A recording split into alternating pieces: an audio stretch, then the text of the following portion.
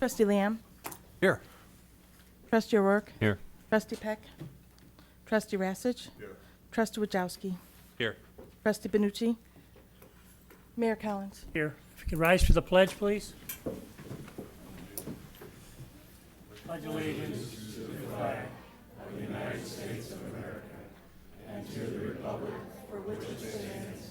One nation, under God, indivisible, with liberty and justice for all.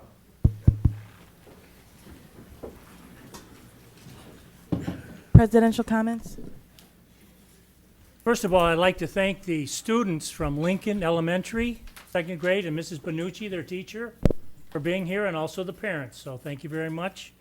You learned a little bit about government the other day, and this is government in action for you. So, also, I'd be seeking a motion to, I'd be seeking consideration of a motion to appoint James Gardner to the Fire and Police Commission with a term to expire April 30th, 2019. So moved. Motion's been made and seconded. Are there any comments or questions? Not, I'll proceed with the roll. Trustee Lamb. Yes. Trustee O'Rourke. Yes. Trustee Rassich. Trustee Wajowski. Yes. Thank you. That motion carries.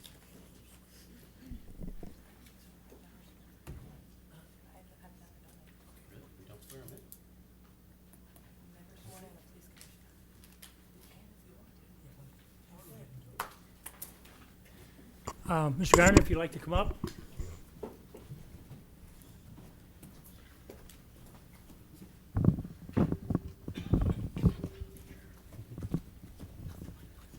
That's right, because I don't have my notes. I've got it memorized.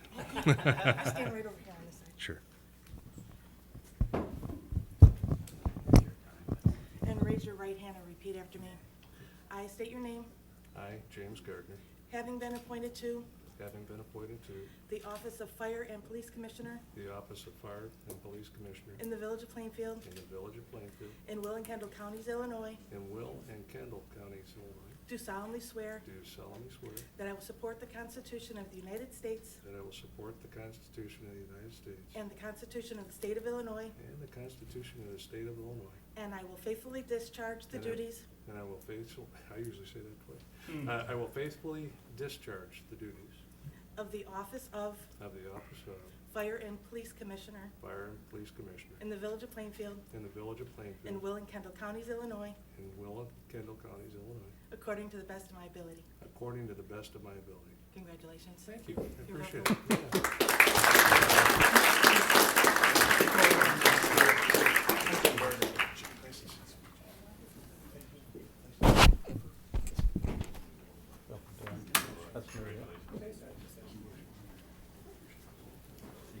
Yeah.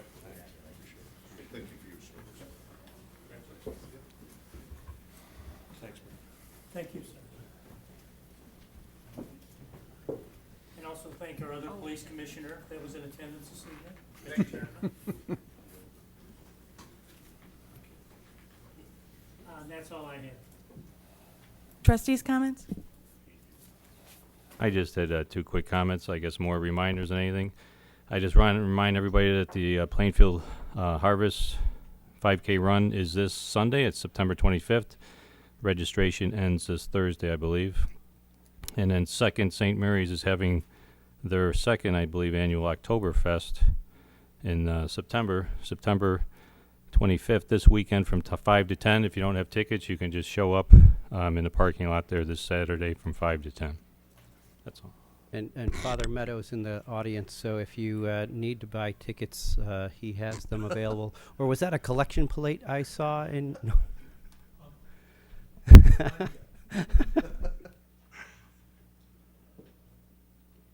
I have more of a couple questions than comments. Based on the conversation we had about a month ago, I talked to Mr. Prue about the Riverfront Foundation, and we had talked about the use of the house and the park, and I know the Brewfest is coming up. I just wanted to ask Ms. Pleckham, have we ever received any financial statements from them, either salary scales or money coming in, money going out from them at all? I have not. Mr. Murphy, if we have any agreements with them as far as sort of intergovernmental agreements or private public agreements to use the property or the house or anything on there. I'm just concerned about liability. Yeah, to my knowledge, there's no agreements that I'm aware of, and I've not seen financial statements from that organization as of yet. Is it possible to send a letter to ask them for it? Sure, we can make an attempt. Mhm. Okay, thank you. I'd like to add a small remark to what Trustee O'Rourke mentioned, not only about the special event at St. Mary's, not the Harvest Fest, the Oktoberfest, and in addition to that, or Septemberfest now, in addition to that, the Harvest Fest 5K run, which will be at Village Green, is really a wonderful situation for raising money for the Village of Plainfield. The money is donated back to all needy groups in the Village of Plainfield. In addition to that, they often say you have to sign up to be a volunteer. People think you have. If you showed up on Sunday morning, there will be a job for you. It could be cleanup, it could be passing out, watching gear bags, watching runners on the course, et cetera, et cetera. So if you have an opportunity, come down to Village Green early in the morning, and you'll get assigned a position, and you'll have more fun, and it's over generally by 11:30. So it really is a good opportunity not only to meet your neighbors. If you want to participate in the run, please do so. I know Mr. Murphy has been in a number of times. He's set course records. Course record running to the donut station, the donut perhaps. table at the end. But if you have an opportunity, please attend. It's really a great function for everyone. And thank you. Are there any other trustee comments? If not, this would be the time for public comments. Please come to the podium and state your name for the record.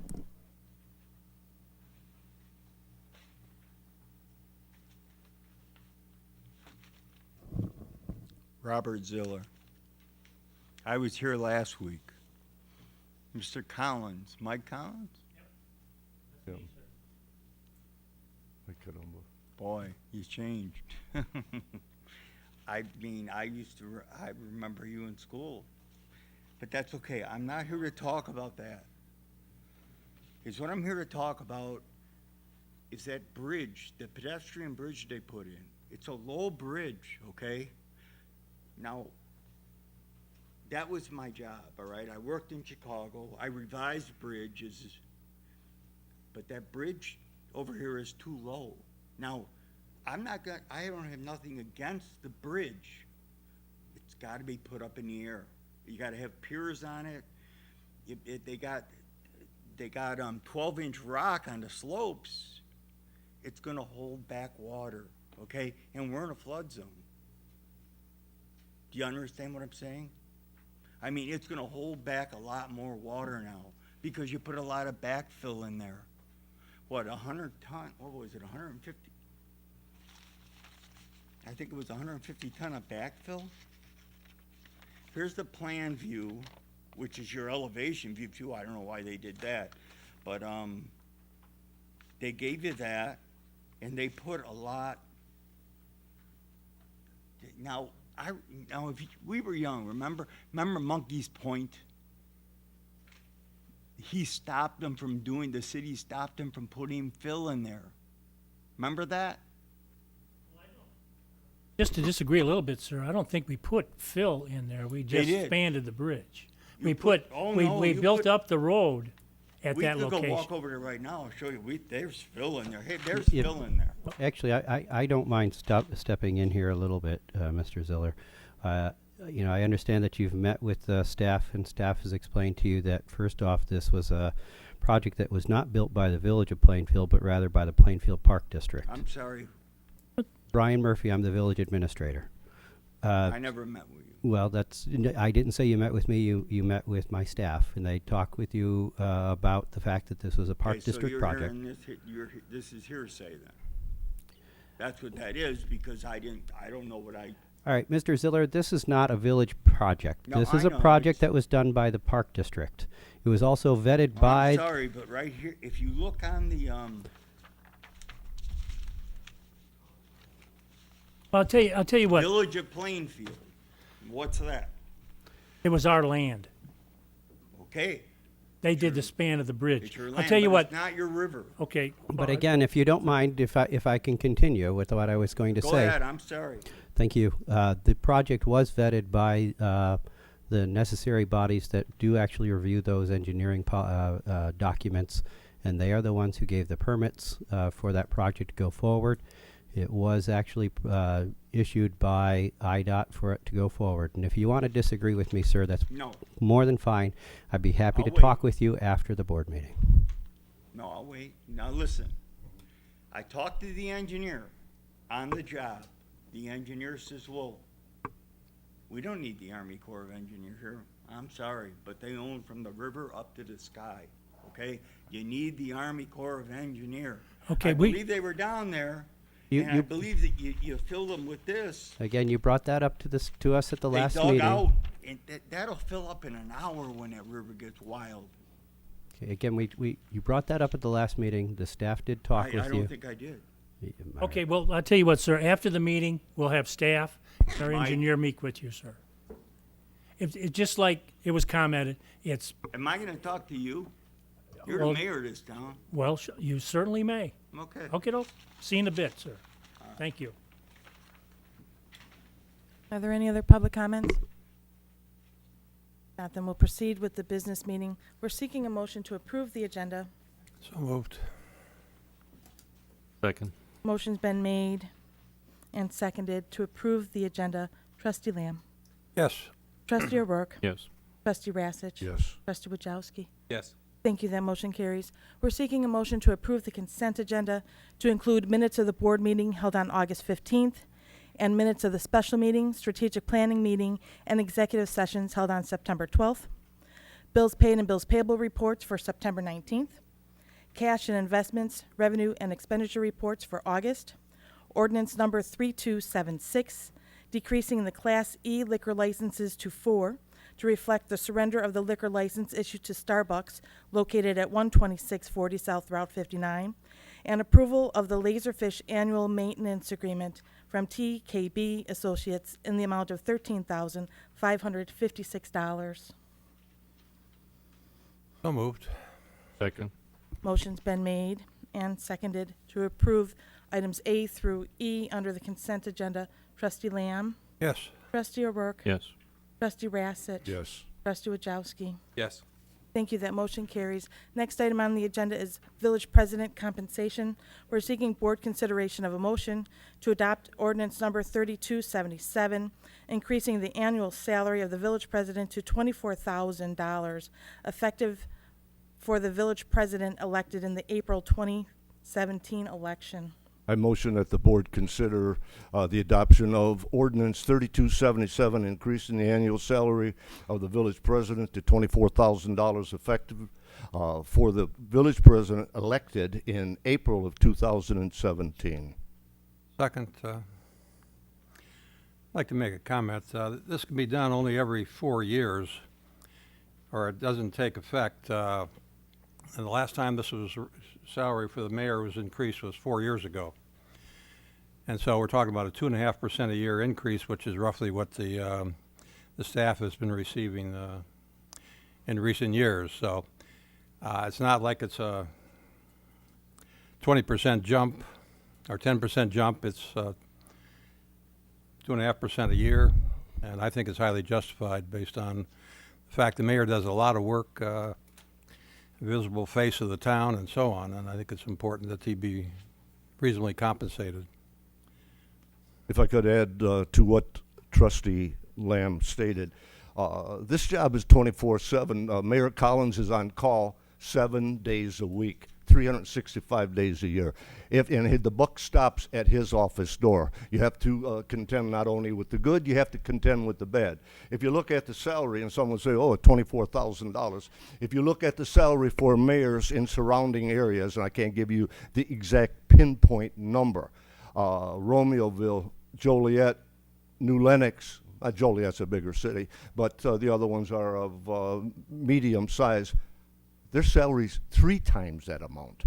And so in order to justify, someone say, well, you're voting yourself a raise. This is only, it goes into effect for the April 2017 election.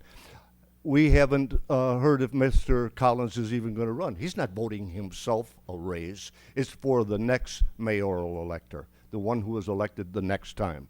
In addition to that, if I could justify the salary increase, if you went to work at McDonald's, you'd make $88 a day. If the mayor works in the village of Plainfield for a day, with this compensation, he would get $66. So who has the most important position, the man passing out hamburgers or the man who's running the government? I think this compensation increase is warranted. Thank you. Depends how the hamburgers taste. That's right. I have a question, Mr. Lamb or Mr. Murphy. What was the raise in '07, the one that Mr. Lamb is referring to? Do you remember? Was it 2.5? Is that the standard that the village has been going with over the last? Actually, there was a number of cycles where we didn't do a pay raise because of the downturn in the economy. We chose not to bring one forward previously, so it had gone quite a time before we had taken it to the 20,000. But it was 12,000 before we went to 20,000. Went from 12 to 20, so it was an $8,000 raise in 1 year. Well, again, you have to understand that there were 2 cycles where we didn't, I believe it was 2 cycles. I'll look to Mrs. Pleckham here. Yeah. But there were a couple of cycles where we didn't go All forward. right, so averaged out, then this would be consistent. If you took the 8,000 and you split that Correct. amongst years that you hadn't, this would be consistent with the path that the board has done over the last 12 to 15 years. Am I correct? Back of the envelope, I'd say you're correct. I'm sorry, when was the last increase? The last time was increased is fiscal 14 went to 20,000. Correct. Fiscal 13 was 12, but it hadn't been increased. The last long last time. election in 14, you said? Correct. Okay, so I guess it worked.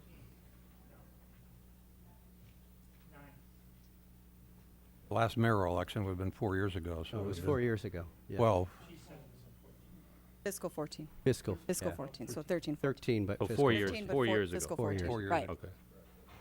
Right. So actually, it works out to a 20%, not a 2.5%, which 2.5% for 4 years would be roughly a 10% raise. And this 4,000 off of 20 grand is roughly a 20% raise. And I think there was talk about having maybe a smaller raise, but it ended up somehow at the $4,000, if I understand it correct. Now it's 24, correct? That's what we recommend. That's what I recommended, and that's what the board decided in executive session to come forward with. I think it's still underpaid for. 20 or 24,000 doesn't matter.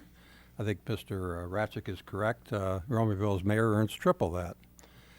We're not trying to necessarily keep up with the Joneses, but we are trying to provide fair compensation for a job that does require a lot of time and effort and is the face of the village. So I think it's important. One last point, and I always like to make a last point if there's a possibility. If you think about your own professional career, not only individuals in the audience, but individuals on this particular board, if you're in doubt as to whether or not we should have a pay raise for an elected position for the mayor. If you went 4 years without a pay raise, would you be happy with your boss? I don't think so. I think it's totally justifiable. If you were in whatever service, if you didn't have a pay raise, you'd probably be on strike. The mayor's not going on strike, and I still contend that this entire minor raise of $4,000 is insignificant in the total package for the amount of work he does and the quality he lends to the village of Plainfield. Thank you. What does the rest of the village on average get per year? Just an average? Is it 2.5? Correct. Yeah, the sworn officers are 2.5% in their annual contracts. Last couple of years, the employees have received, on average, 2.5% raises. So this would be somewhat consistent with that. I'm sorry, you're saying it would be? Would, due to the fact that they hadn't approved a pay increase for a number of years. So if you push that out, I'm looking for consistency here, not a shoot from the hip type of vote. I'm looking to see how the village board has trended over the last 10 to 15 years. And from what they're telling me is that on average, back of the envelope, is that it's about a 2.5% raise per year, including the years where they didn't increase at all. So What would that be for 4 years? be 10 over 4, but if you split it out and you don't give an increase, or you didn't last time, it would be over 8, so it'd be consistent with what the officers are making, or the public works people, or whoever. But this is a 20% over 4 instead of a 10 over, When you shrink it down to a 4-year term, yes. right, right. In 2005, I believe the mayor was making 12,000. So we're talking about 8 years before 11 that. years. 8 years before that, he was making $6,800 a year. Yeah, that's, no one runs for the money, let's put it that way. It's not an unreasonable amount of compensation, in my opinion, but it's, you gotta vote. Everybody's entitled to their opinion. You gotta vote, absolutely. Are there any other comments or questions? Not. The motion was made and seconded to adopt ordinance number 3277, increasing the annual salary of the village president to $24,000 effective for the village president elected in the April 2017 election. Trustee Lamb. Yes. Trustee O'Rourke. No? Trustee Rassich. Yes. Trustee Wajowski. Mayor Collins. Thank you. That motion carries. Just for the record, you cannot vote, trustees or mayor cannot vote for their own increase when they're actually in office. So that's why it's effective for the next mayor. The trustees will make the same amount no matter what, because we're not on the agenda for tonight. So with no increase in ours in the last 10 years. I'd rather see the mayor get it myself, so.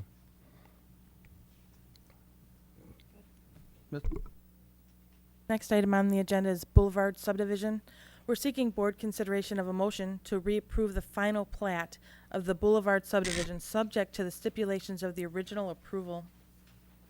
So moved. Second. Motion's been made and seconded. Are there any comments or questions on this item? Hearing none, I'll proceed with the roll. Trustee Lamb? Yes. Trustee O'Rourke? Yes.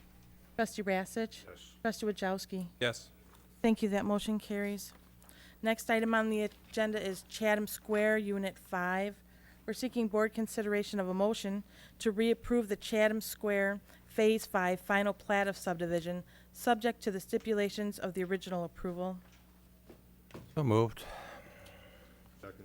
Motion's been made and seconded. Are there any comments or questions Have- on this I item? have a question, John. This particular section backs up to the, was it the Drinker property?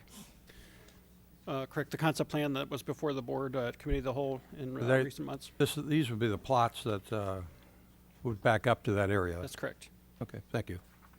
I have a question. I guess, Jonathan, you know, I mean, obviously I know, we know what happened back in 2007 and there was a delay, but obviously I'm expecting that the plan is for this reapproval for it to actually go forward and start construction on this area. Is that the plan? That's correct. Indications are from the developer's representative that they're interested in kind of re-energizing sales efforts at the community, whether it's Gladstone Homes, the current property owner, developer, or there's the potential that it could be a new builder, a new developer coming in, but their intent is definitely to reactivate and reinitiate a sales and marketing effort.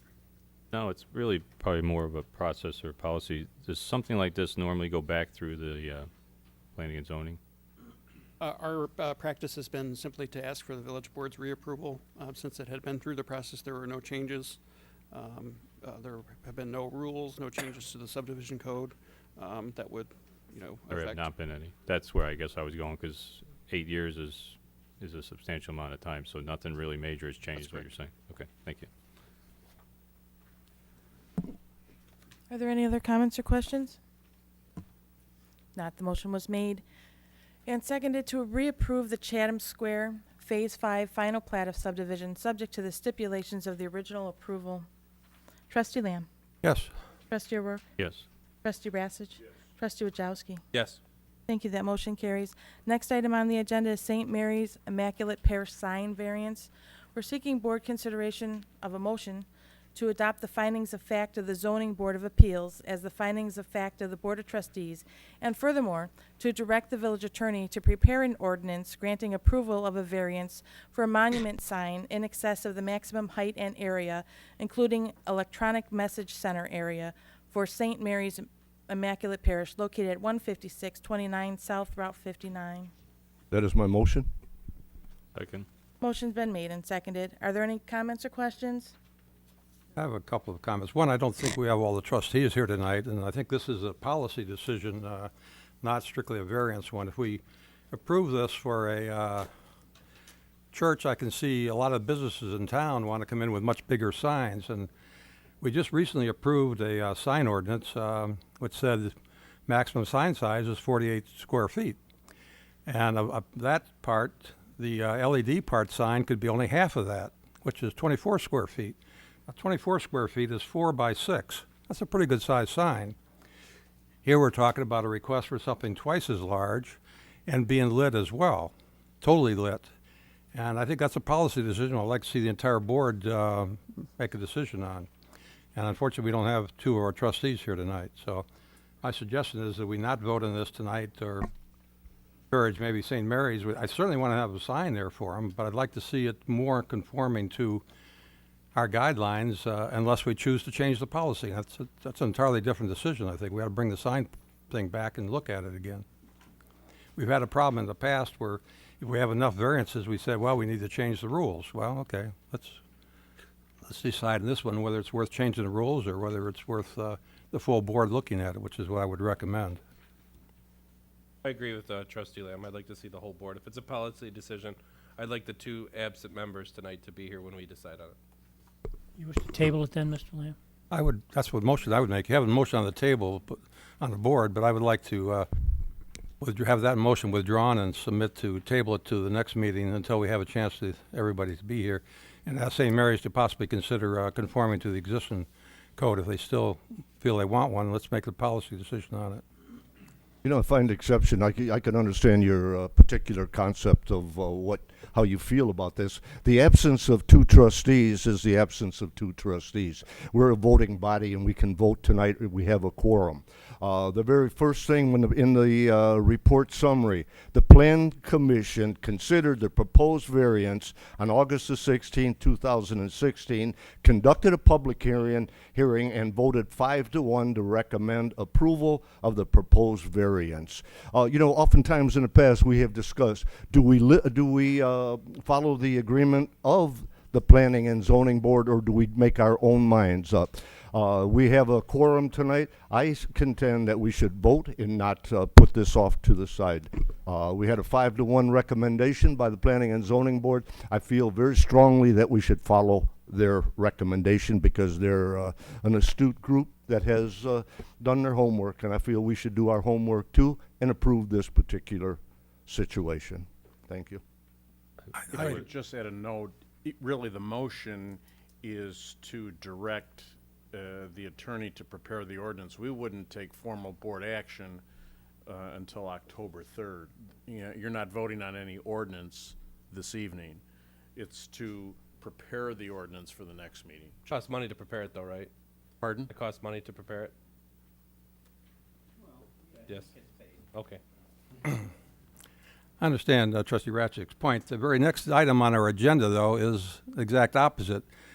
The Plan Commission voted 5-1 or something like that to turn it down, and the village board approved it, which is a policy decision in my book, and I'd like to see the entire board make that policy decision. I understand we can make a vote, but, and Mr. Harvey is correct also, it's not a binding vote to make it happen. We have to vote one more time. I'm just registering a protest. I'd like to see us revisit the sign policy if we don't think it's adequate. We had a problem in the past. Trustee O'Rourke has many times said, well, geez, if we keep making exceptions, let's change the ordinance. Well, okay, let's decide if we really do want to change the ordinance. I think it's important. Reference the next case, you know, and having policy, I don't believe I was there, but I think the vote was taken, and so nobody held it up for my vote. Mr. Mayor, if I may interject just real briefly, just to give a little bit of context relative to the variance request. There are really three components to the variance request. One is relative to the maximum height of the monument sign. I believe what is proposed is on the order of 11 feet. Our code allows a maximum of 10 feet. As the board is familiar, there has been some transition in elevations when Route 59 was reconstructed a number of years back. And we've had a handful of variances related to that. So relative to the proposed height, it's staff's position that what is being requested is reasonable and is fairly consistent with some projects we've seen in the past that have been successful in obtaining variance requests. The second component of the variance request is related to the maximum size, the overall square footage of sign area. I believe what's proposed is 60 square feet. The code would allow for a maximum of 48 square feet. We do have a number of signs that would be on the order of 60 square feet approved either by plan development, so where Target, the Ross, Dress for Less, and so forth, that monument sign would be an example, or monument signs that are approved by variance, so where Vintage Harvest Commercial is, for example, the overall square footage of that is on the order of what's being proposed tonight. And it's staff's understanding that the trickiest component of the variance request is the electronic message center, and the fact that that is exceeds the 50% limitation in the current zoning code. That is reflected in the one dissenting vote at Plan Commission, and staff has had conversations with the applicant and the sign contractor working on behalf of the applicant to understand what some alternatives would be to minimize the size of the electronic message center. So I believe the applicant's aware of that concern and is potentially prepared to work with staff on some alternatives. I believe, Jonathan, correct me if I'm wrong, that there was also another hardship involved in it, and that was because of the right-of-way or because of the improvements, that it had to be set further back than maybe some of the other signage along Route 59. Is that correct? Well, there was right-of-way acquisition. There previously was a monument sign for St. Mary's, and the new sign is, you're correct, going in a different location. It is physically set back farther from the center line of Route 59, for example, due to the widening. And so is the actual zoning or signage code that they were referencing, has that actually been approved yet, or is that still coming back to the board at some point? Well, the sign provisions were considered when we had that joint meeting with the Plan Commission, kind of a wide-ranging review of a handful of topics. And I believe the direction at that time was to maintain our current monument sign regulations, both in terms of the maximum size and the percentage limitation. It's still staff's intent to bring that more formalized zoning code amendment back in October. Didn't we formally approve it? I remember the original proposal was 33% could be lit, and I suggested we make it 50%, and I think that's what at least what I'm quoting now. I thought we actually voted on that about 4 or 5 months ago. Yeah, the current limitation that's approved, that's on the books, is 50%. Yeah, so what Trustee Rourke is saying, it's officially on the books, it's not something in the process. Correct. Thank you. We have other signs in the village that are more than 50%, correct? Yes, this would be one of a few, not a large number, but there would be Or others. 50%, what, LED? Or electronic, some sort of electronic message. And do those exceed 24 square feet? There may be a handful. That's correct. Take your word for it. I think I've seen them. So, in terms of staff certainly aware of the input and suggestions from the trustees. I think two alternatives maybe potentially would achieve the same goal. One is to, staff would take direction to continue working with the applicant on the size limitation between now and the next meeting, if there's a wish to have that ordinance prepared to at least keep the process moving forward. Or if there's a hesitation to do that, staff certainly understands. Wait and maybe see how the vote goes. One other request, is there any possibility of putting a sign where it should be, kind of in the middle of the area? I know there's something about a right-of-way and interfere with the parking lot, but is there a way of possibly putting a sign where it should be, right dead center, and not at one end of the property where it may be difficult to see with people coming north on 59? I know planning staff did meet with the applicant and the sign contractor to review potential locations that included evaluating the current right-of-way as well as potential underground utility conflicts. So there might be some limitations that aren't apparent just by looking. because the sign will have a significant foundation and footing. So If I could say one last thing, Mayor.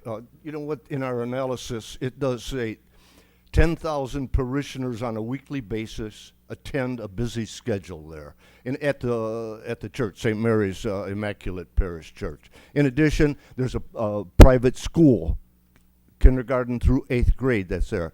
These individuals, in my estimation, need representation. They should have, they should be understood. They should have the representation of having a monument sign to represent their interests, so they could see what their functions are attending at the school, et cetera, et cetera. It's a big population that we're diminishing, and I feel is entirely wrong. In addition, we could discuss this probably until tomorrow. Let us move. There was a motion made. Let us, at one way or another, call for a vote.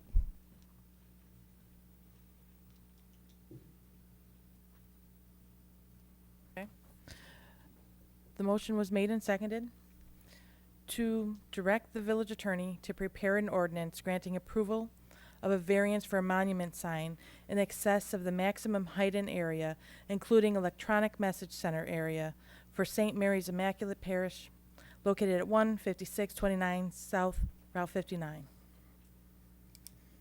Trustee Lamb. No. Trustee O'Rourke. Yes. Trustee Rassich. Yes. Trustee Wajowski. Thank you. That motion carries. Next item on the agenda is 14125 South Van Dyke Road. We're seeking board consideration of a motion to adopt ordinance number 3278, granting approval of a map amendment rezoning of Lot 2 of the Showbars re-subdivision of Lot 1 from I-1 to R1 for the property commonly known as 14125 South Van Dyke Road.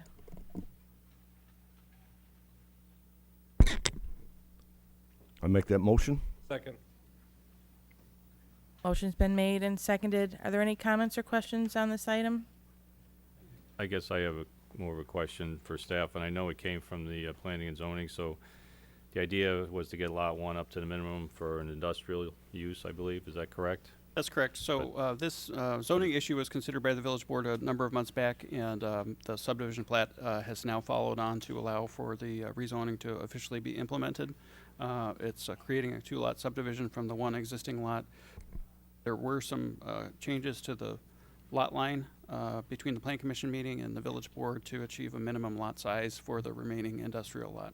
Where I was going was I'm guessing the petitioner probably doesn't care one way or the other, but I mean, I don't know if we're just, making a puzzle piece just to conform to the minimum lot size. I don't know if it makes it any more appealing for an industrial user. I mean, if the rest of the board understands what they did, they just put a sliver from the one lot coming down along the railroad tracks to add the square footage to the one lot. I don't know that it really gets anything. It creates 2 goofy looking lots is what it does. And I know that was the planning zoning commission's intent, was to have that minimum square footage, but I don't know if the result actually ended up the way everybody would want it or make sense. Am I expressing myself correctly? So in Yeah, other I words, understand do we need to carve it out that way is what I'm asking? Or would it be better just to carve it out straight across and leave it at a smaller square footage? Anybody else have any other opinions? Could you have a slide of what that is so you can show it? There you go. So at Plan Commission, the newly created lot line essentially split the 2 right down the middle. And because the remaining Lot 1, the industrial lot, was about 3,000 square feet shy of a minimum lot size standard per the zoning code, the surveyor modified the lot line so it now includes an area that parallels the railroad tracks but still maintains sufficient room on Lot 2 to achieve the rear building setback line. A goofy looking lot, I'll just say. Oh, I think the surveyor considered some alternatives, and this made. I guess where I'm at is sense. I would prefer if we would just took it straight across and ended up with a lot that's less than a minimum square footage. That wouldn't bother me. I think I don't know if we're doing ourselves a disservice just trying to hit that minimum number. That's all I'm asking. I don't know how anybody else feels.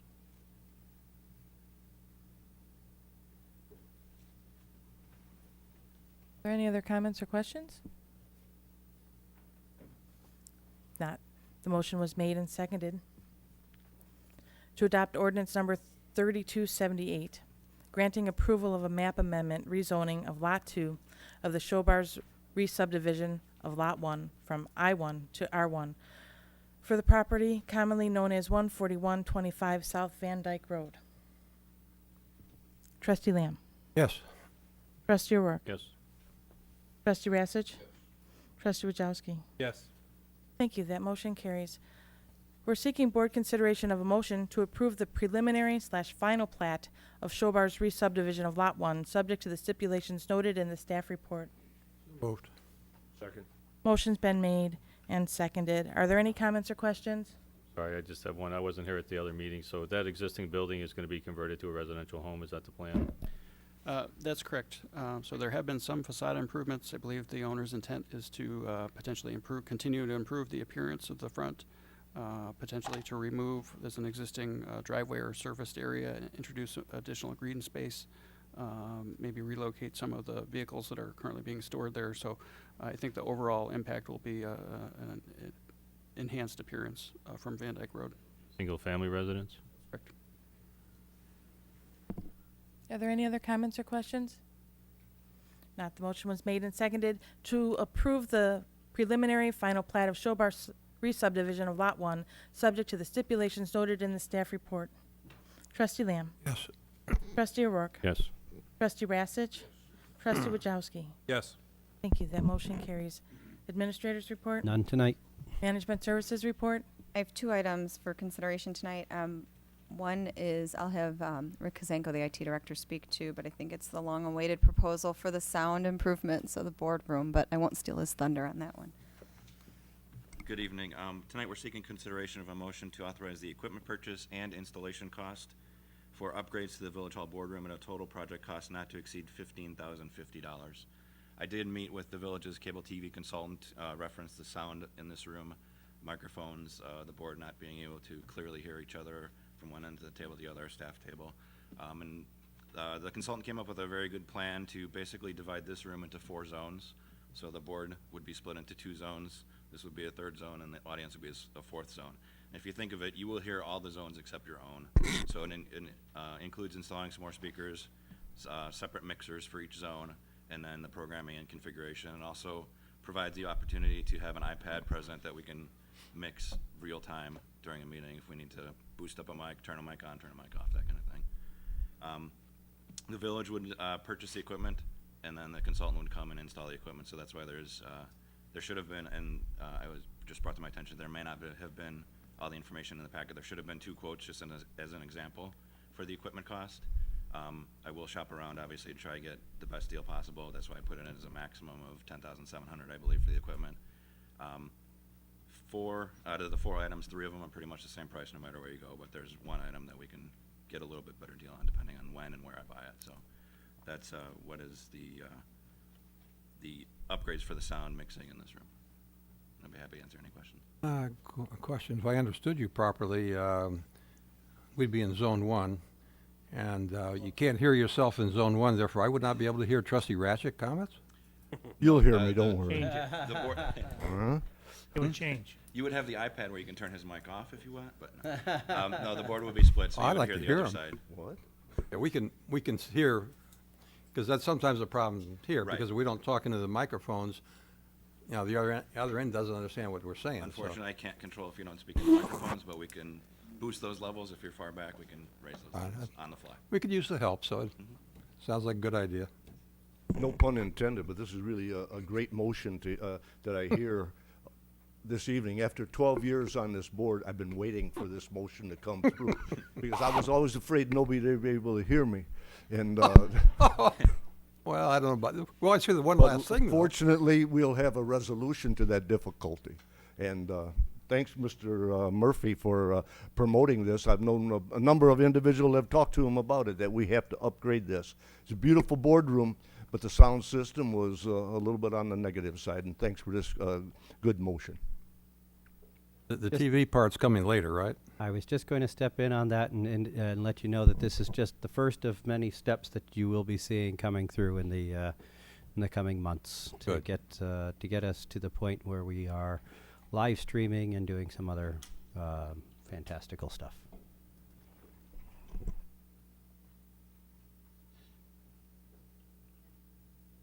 Oh. Okay.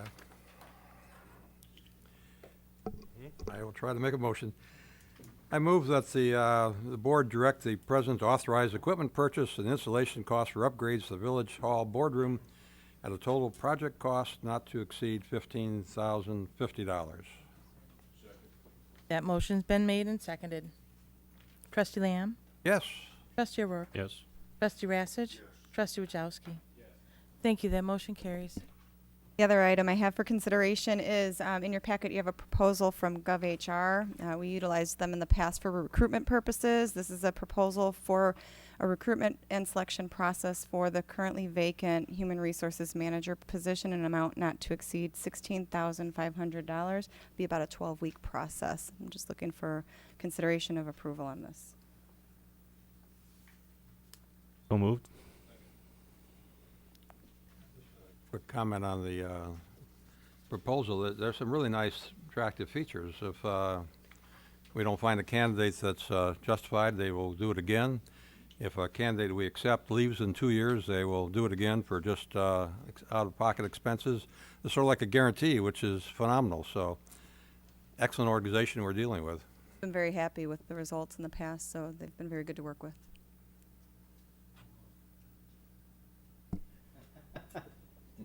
Are there any other comments or questions? Not, the motion was made and seconded to authorize the village president to execute a contract with GovHR USA to recruit a human resources manager in an amount not to exceed $16,500. Trustee Lamb? Yes. Trustee O'Rourke? Yes. Trustee Rassage? Yes. Trustee Wajowski? Yes. Thank you. That motion carries. Thank you. That's all I have. Engineers report. Hi, good evening. I have two items for your consideration this evening. The first is the Route 30 north water main replacement, the north being a differentiator, so we could tell the difference when we're talking about the projects between the project that's happening straddling Renwick Road done by the by IDOT. So the north project is essentially from the legged tower at Coil Plus Drive west and north to 135th Street. It's about 3,800 feet of main, 12-inch and 16-inch main. And we opened bids on the project on August 25th. And we received bids from 13 bidders, so it was quite a lot of interest in the project. And our low bidder was Superior Excavating, an amount of $784,458. And we also requested alternate bids for PVC water main. Now, the village typically uses ductile iron water main for their water mains. There have been some installations of plastic pipe in town, and we asked for PVC costs for this project because of the soils in the area have caused some breaks in the water main, and the PVC would be more resistant to the soils and the future corrosion and water main breaks. So we would recommend accepting the alternate for the PVC, which also comes with a savings of $30,100. Derek, what's the life expectancy of the PVC pipe? How thick? I assume it's a rigid PVC, and how thick is it? Yeah, it is a rigid PVC. It has some thickness to it, about half an inch or so. That's plenty if you do that. Then it should be as durable as as the iron lifespan. Yes. And it's better for the corrosion part of it. But Correct. plastics aren't always as durable, but if you've got that much thickness in rigid PVC, you should be in good shape. So. Well, I'm sorry, for the alternative bid, do you just take the 1.4 and 1.5 section and just kind of swap those out? Is that what that number is? Correct, yes. So On it's- you're looking at the bid tabulation? Yeah, Exactly, so it's not the base plus the alternative, and it's not either or, but it's kind of a part of the base. So you switch out part of the base for the alternative. Exactly. And that's how you end up with 30,000 savings, basically. Yep, when you swap out those items, you get $30,100, exactly. Thank you. We dealt with Superior before? I don't believe the village has. Baxter Woodman has. We're actually working with them on a quite complex project in Downers Grove right now, and they're performing well. And we also checked with the city of Aurora, who uses them a lot, and had very good references for them. Thank you. I didn't think I'd seen the name before, so we got a lot of people who bid on this thing. Yeah. Usually a large list, so. Are there any other comments or questions? Not. We're seeking board consideration of a motion to award the Route 30 North water main replacement improvements to Superior Excavating, the low bidder, at the base bid amount of $784,458, and the acceptance of the PVC alternative that is anticipated to reduce the total project cost by approximately $30,000. So moved.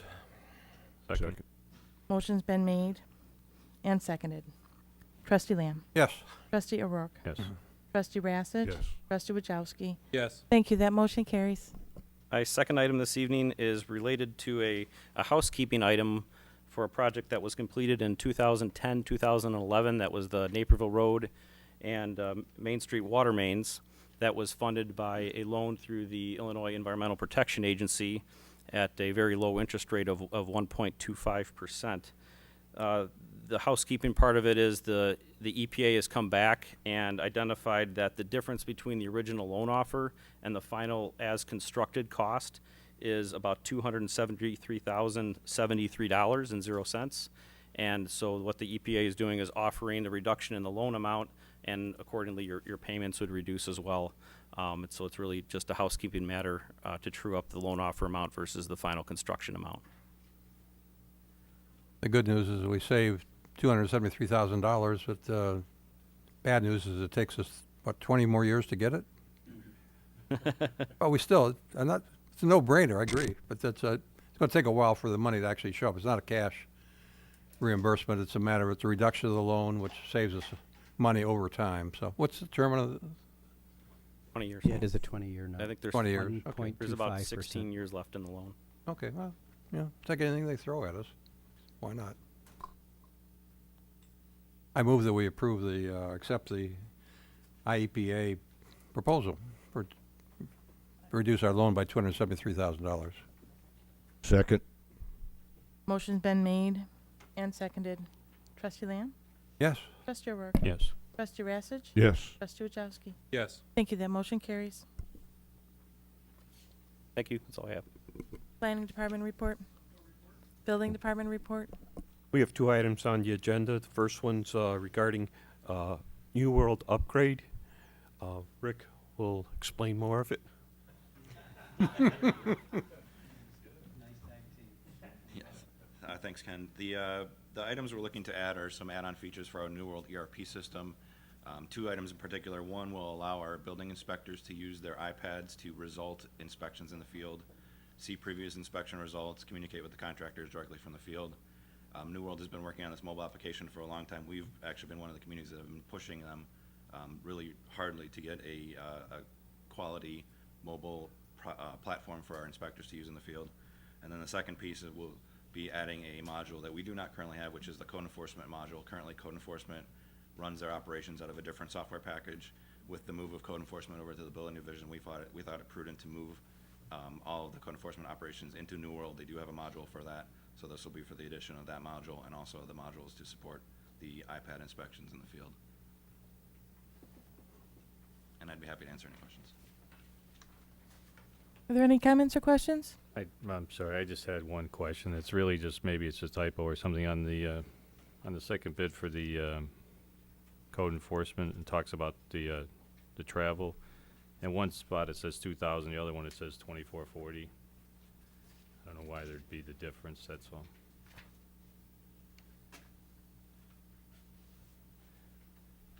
Do you see that? Estimated travel would be 2,000 for code enforcement. Right, and then if you look at the total initial cost up top, it says 2,440 for implementation. Isn't that the same as the travel? No, that's actually the time that they're here, plus travel expenses are hotel, per diems, that kind of thing. And New World typically gives us a maximum, and they most often come under the travel. They just like to pad it just in case. Are there any other comments or questions? Recommend we authorize the purchase of the New World ERP, My Community Server, My Inspections mobile application, and code enforcement module software with associated implementation services and travel for an amount not to exceed $35,192. Second. The motion's been made and seconded. Trustee Lamb. Yes. Trustee O'Rourke. Yes. Trustee Rassich. Trustee Wajowski. Yes. Thank you. That motion carries. Thank you. The second item on the agenda is the operations report for August. I'd be glad to answer any questions. Looks like we're slowing down a little bit in the residential side. Doesn't look like we're gonna hit last year's numbers, does it? Well, if we continue at the rate we are right now, we will. Well, oh, okay. We're getting close. I just compared them to last year's rest of the year, and it looked like if you use those kind of as a reference, it'd be short, that's all.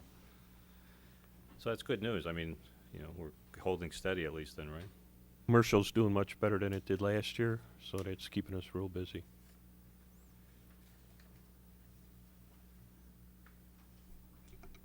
Public Works report. All right, thank you. I just have a few brief items. This item has come up a couple of times in the last meeting. Actually, about a month and a half ago, we bid this project, brought it to the board and rejected the bids because they were over the engineer's estimate. That the low bid was right around $220,000 at that time. So we rebid the project, answered some questions of the contractors.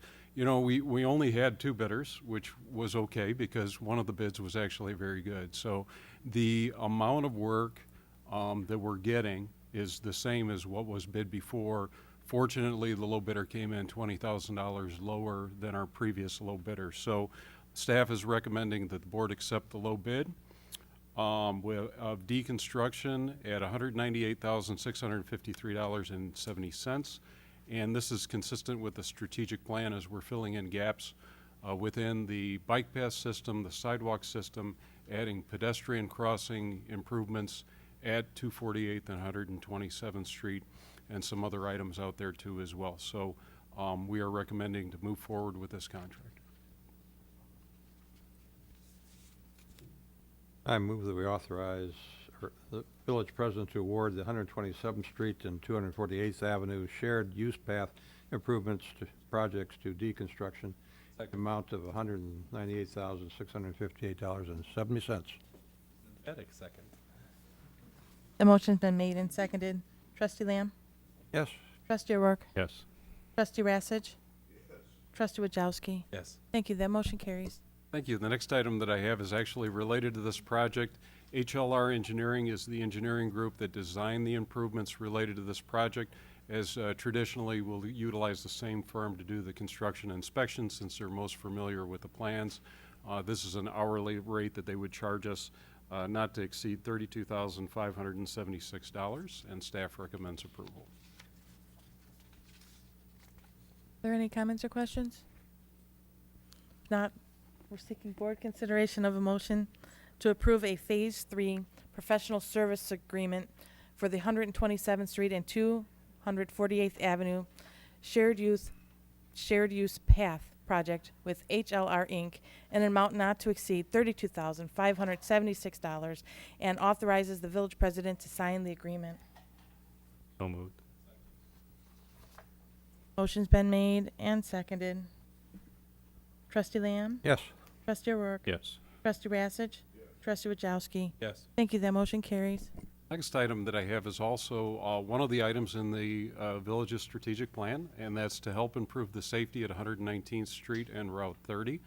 IDOT has completed the design plans for this intersection, which includes a traffic signal, additional lanes, and additional accommodations to improve the safety there at this location.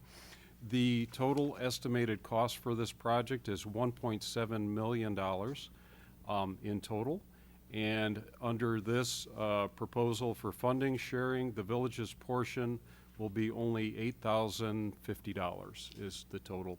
And it covers the emergency vehicle preemption devices at that location. So we're pleased that this is moving forward. IDOT is looking to get this out to bid in January and have it completed by the end of the 2017 construction schedule. So with that, staff would recommend approval of the next two items related to the funding, our funding for this intersection, which is only $8,050. Are there any comments or questions? No. Not, we're seeking board consideration of a motion to authorize the village president to sign an agreement with IDOT as identified regarding the installation of a traffic signal / pavement widening at US 30 and 119th Street. So moved. Motion's been made and seconded. Trustee Lamb? Yes. Trustee O'Rourke? Yes. Trustee Rassich? Trustee Wajowski? Yes. Thank you. That motion carries. We're seeking board consideration of a motion to authorize the village president to adopt resolution number 1730, Exhibit B, funding resolution for IDOT project as identified, appropriating the sum of $8,050 or so much thereof as may be necessary to pay its share of the costs of the improvement. So moved. Second. Motion's been made and seconded. Trustee Lamb? Yes. Trustee O'Rourke? Yes. Trustee Rassich? Trustee Wajowski? Yes. Thank you. That motion carries. The next item that I have is related to the curb and sidewalk program. This program was recently bid. The low bidder, Davis Concrete, was not only below the engineer's estimate, but their prices were very comparable to what was offered last year at $104,000. You can see from the document, as part of this program, there'll be the replacement of over a mile of sidewalk throughout the community and over 1,100 feet of curbing too as well. So, and the contractor does have ample time to complete this before the end of this construction schedule if approved tonight. So I'll be happy to answer any questions, but it's a very good bid. Is this the project doing the Pilcher Road curbing? Pilcher is actually under that contractor's contract, is a separate contract, so it's going to be taken care of as part of the roadway resurfacing. I'm just curious. That's fine. These are areas throughout the entire community.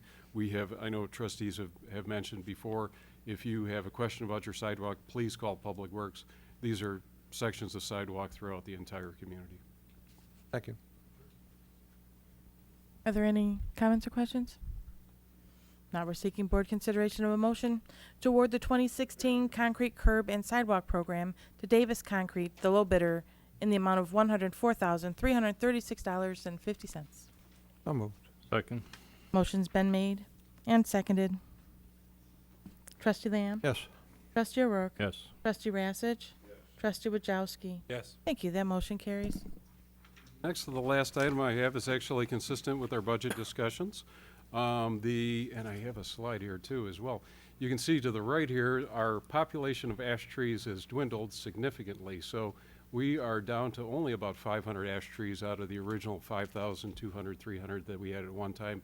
And I know this slide at least is difficult to read on the screen, but the village has approved and installed over 2,600 trees. And really, when we look at it in the big picture, we are kind of ahead of the curve when we compare ourselves to our neighbors. Not that it's a competition, but this has been a very popular program.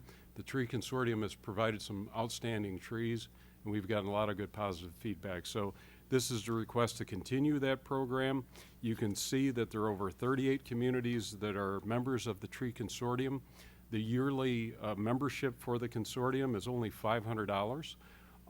It is filled with volunteers that go and evaluate trees at different nurseries and make selections based on that.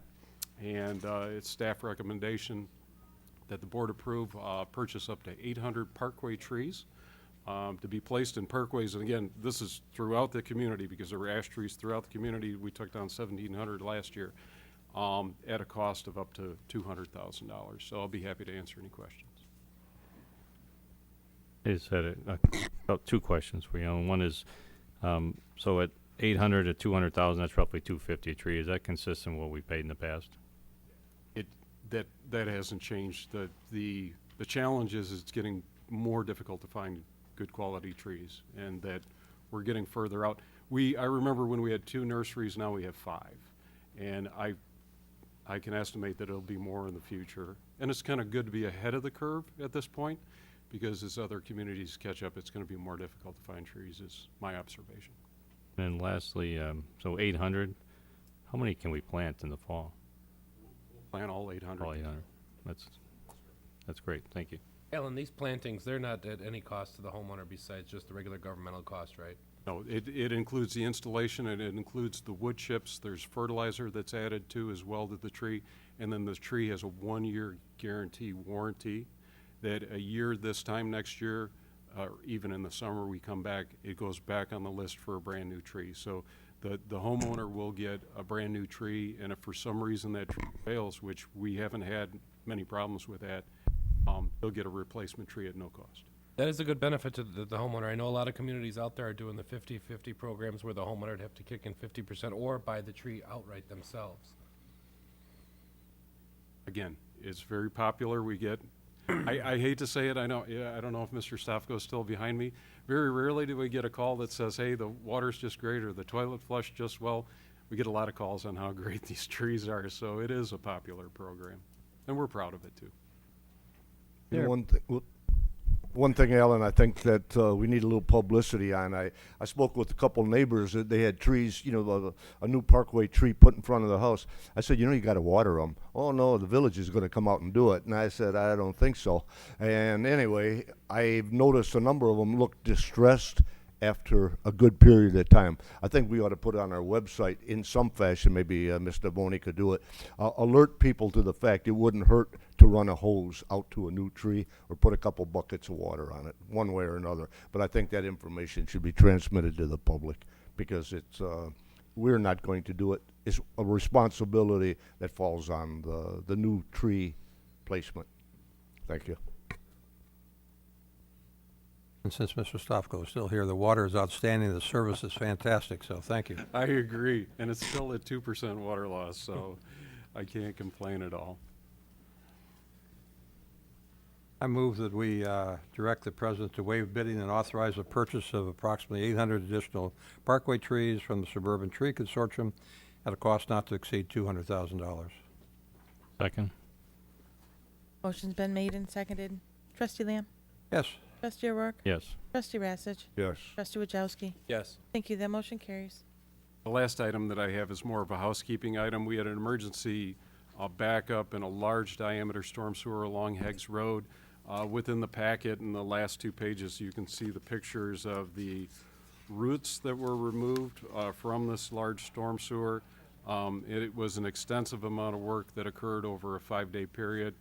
And since it requires a board action of any expenditures over $5,000, we're bringing it to you this evening.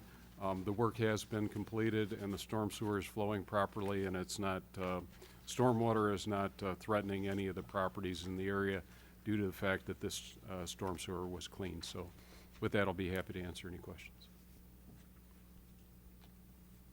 Move that we approve the payment of $14,747.50 to Sheridan Plumbing and Sewer for the emergency repair of the storm sewer system that extends along Heggs Road.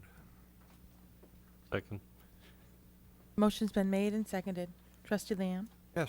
Trustee O'Rourke? Yes. Trustee Rassich? Yes. Trustee Wajowski? Yes. Thank you. Motion carries. That's all I have. Police Chief's report. Thank you. The first item I have on the agenda is seeking board's consideration to purchase one WatchGuard digital in-car camera system in the amount of $6,201.50. The board had awarded us an additional vehicle this past budget year due to us hiring 2 additional officers. So we are seeking that camera for this additional squad car. It was budgeted within this past budget. Some additional features we're getting with this camera. We're getting some extra years on the warranty, so we'll have a total of 5 years of warranty.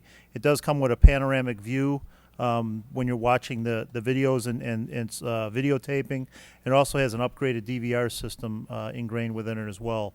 So I would be seeking boards, and it is also consistent with the rest of our WatchGuard system. We started this project about 4 years ago to turn over our entire in-car camera system from our previous vendor, and all our cars are outfitted now with the exception of this new vehicle. So I would be seeking board's consideration for the purchase of one WatchGuard digital in-car camera in the amount of $6,201.50.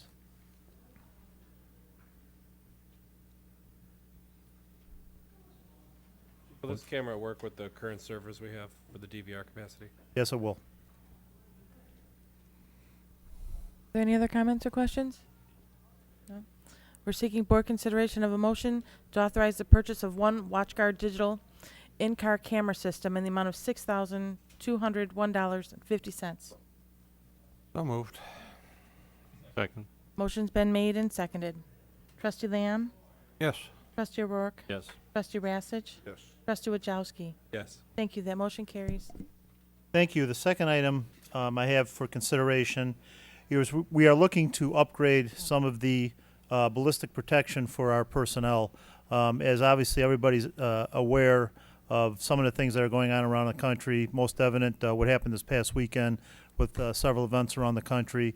There's new and enhanced threats to the safety and security of the country and also safety and security of our officers. Thankfully, we have not had anything even remotely close to this happening in Plainfield. We haven't had any specific threats or anything. But in the event that this type of activity does come to Plainfield, we would like to make sure that our officers are properly outfitted with equipment that can potentially save their life. What we issue our officers now, what I'm wearing right now, is ballistic protection. However, it does not stop anything that would come out of a rifle or anything higher than basically a handgun. So what I am seeking is board's consideration to authorize the purchase of 38 new XCAL LP special threat rifle plates as outlined in the proposal in the amount of $8,968. And what these are basically ceramic plates. It would be an additional vest that would be placed on each squad car. Inside that vest is a ceramic plate, and the officers, if they're dispatched to some type of incident, critical incident that involves a long gun or some type of active shooter incident or something where we feel we need an additional protection because of the threat that may be presented to us, the officers can quickly, as they're exiting their car, grab this additional vest, throw it over the vest that they wear while they're entirely on duty to provide that additional protection. And again, we hope we never have to use it, but in today's day and age, we want to try to afford as much protection as we can to all our personnel as they're responding to these type of calls. One additional feature of this vest is we would, as part of the overall cost, we are seeking to get a couple of rifle magazine holders that would attach right to the vest. Currently, we don't allow our officers to have that on their vest that they carry now on the outer vest because I personally think it makes them, it takes away from that soft look, if you will. What we're trying to be more approachable in that, and I know sometimes, especially when you got a grumpy face like myself, you're not always approachable. But we try to go with the soft look. But quite frankly, there's times where you can't be soft. You have to go in there with everything you have to deal with the situation. So these vests would have the additional component of having the pouches on there for our officers to carry rifle magazines for their rifles that they have issued in their cars. So I would be seeking board's consideration again to authorize the purchase of 38 special threat rifle plates in the amount of $8,968 from Strikers. Chief, why 38? Is it that how many people we have in patrol, and are they fitted for the particular officers? Is that why it's 38 and not 10? It's actually, that's how many vehicles we have. We're not getting one for every officer. They are multi-fitting. So basically from, I'm not the smallest guy in the force, obviously, but if I had it on and then the next officer next to me was smaller, he or she could quickly throw it on and just pull the straps and adjust it tight onto their body, and they could go away with it. So we're issuing one to every squad car, every vehicle, I should say, in our fleet, not necessarily to every officer. Okay, so we have 38 vehicles, and one's going to go in each trunk, or? That's correct. Okay. Are there any other comments or questions? I guess I would just say that, Chief, you mentioned what's going on in not in our community, but across the country, and I guess the word I would use is it's disturbing. So I think safety should always be our primary concern, especially for our own officers and for all officers for that matter. So I think any money we're going to spend for their safety is going to be well spent. That was reminded as of yesterday when the officer confronted that one subject and was shot, and the vest is what saved him. I don't know if you saw that video where that guy just ran right into him, just standing next to their car. I mean, talk about being a target. I mean, and maybe I'm speaking out of line. I mean, we're talking about money and safety for police, but maybe is it a situation that we should even look further? I mean, and again, I'm a civilian. I'm not an officer, but you start thinking of what are the cars? How do we protect them in a car? And that's where they spend most of their time. Should we be looking at maybe upgrading glass? Bulletproof stuffs on the side of vehicles. I'm not for here, but I'm just safety's an issue, so just throw it out there for budget talks. That's all. One other thing, Chief.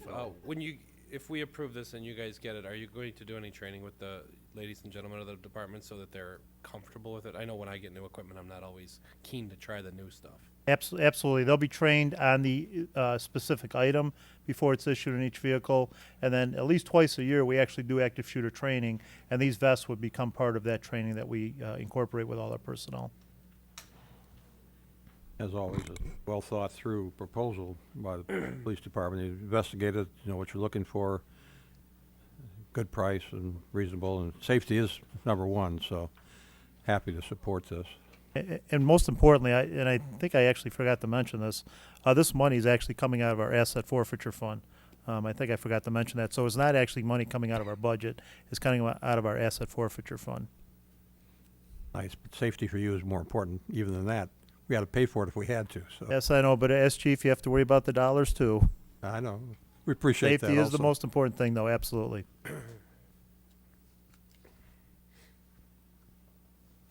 I move that we direct the village president, to authorize the purchase of 38 new XCal LP special threat rifle plates 10 by 12 inches as outlined in the proposal to strikers in the amount of $8,968. Second. The motion's been made and seconded. Trustee Lamb? Yes. Trustee O'Rourke? Yes. Trustee Rassich? Yes. Trustee Wachowski? Yes. Thank you. That motion carries. Thank you. And the last item I have is seeking board's consideration to adopt the resolution authorizing the execution of an intergovernmental agreement with Will County 911 telephone system for the funding of a 911 surcharge reallocation. If you recall, this is something we've had going on for several years. Typically, I bring this to the board in December or January of every year, but because of the stalemate that's been going on with the state budget, it's been held up in that process. So we're kind of late in the game with this. But basically what this is each year the monies for 911 are allocated back to the respective municipalities and also back to the PSAPs. So what Westcom, all the municipalities that work with Westcom have agreed to do over the since I've been chief, and I think it's been going on before that, what they agree to do every year is take that money and pool it back into Westcom to purchase things that Westcom and things that can be used for all the municipalities. For instance, over the previous years, they've purchased generators and things like that to assist Westcom in their operations. They don't have anything specific set aside this year as far as where those monies would go, because again, this kind of popped up at the last minute that they were releasing this grant. So there's nothing specifically sidelighted for those monies, but it is something we have been doing for many, many years to assist Westcom and to assist all those municipalities that that are part of Westcom.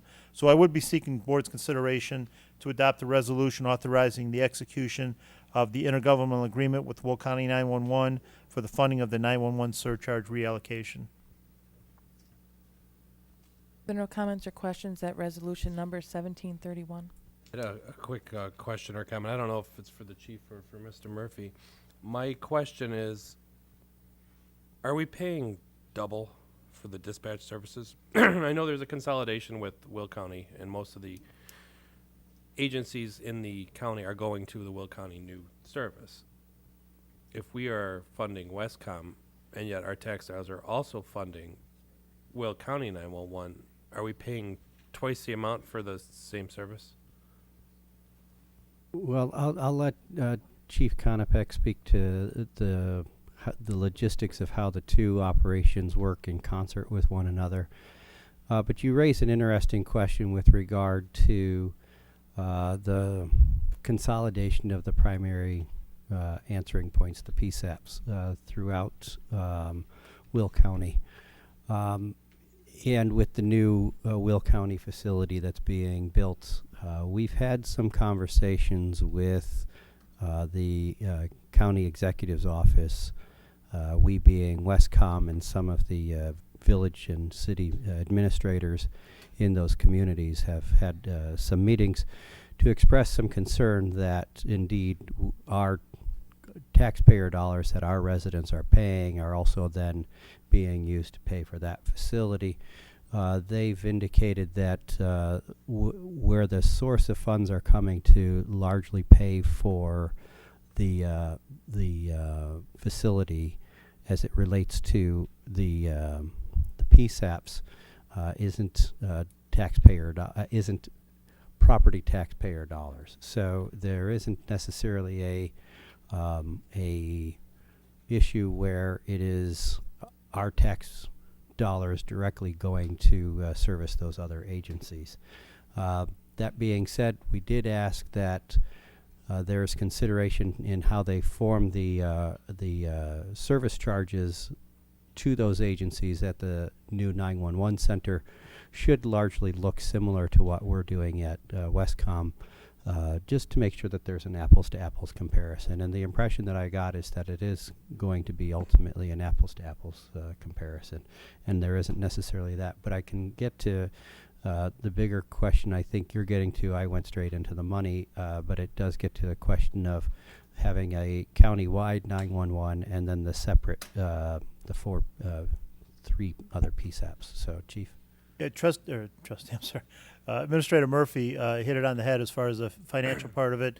Just for clarification, even though they're both called Will County, there's a distinct difference between Will County 911 and what is being proposed / built as the Will County 911 dispatch center. There was state law that was passed, I forget the exact date, but sometime last year, where counties had to consolidate their dispatch services based on their population and things like that. So based on the population of Will County, at the time there was 6 PSAPs or dispatch centers in Will County. They were mandated to get down to 3 dispatch centers in Will County. Joliet, obviously being the biggest entity in the county, they're going to maintain their own. Westcom was allowed to keep their own because of the number of municipalities and the population they serve. So that left Will County Sheriff and all the other municipalities in Will County to decide what they want to do with those remaining 4 PSAP centers or dispatch centers. So they've been working on an agreement and working on the plans to build a Will County dispatch center that would be in conjunction with the new facility that the Will County Sheriff's Office is building. The sheriff would be dispatched out of there, and also several other municipalities in Will County. However, it is not run by Will County 911. Will County 911 oversees the dispatch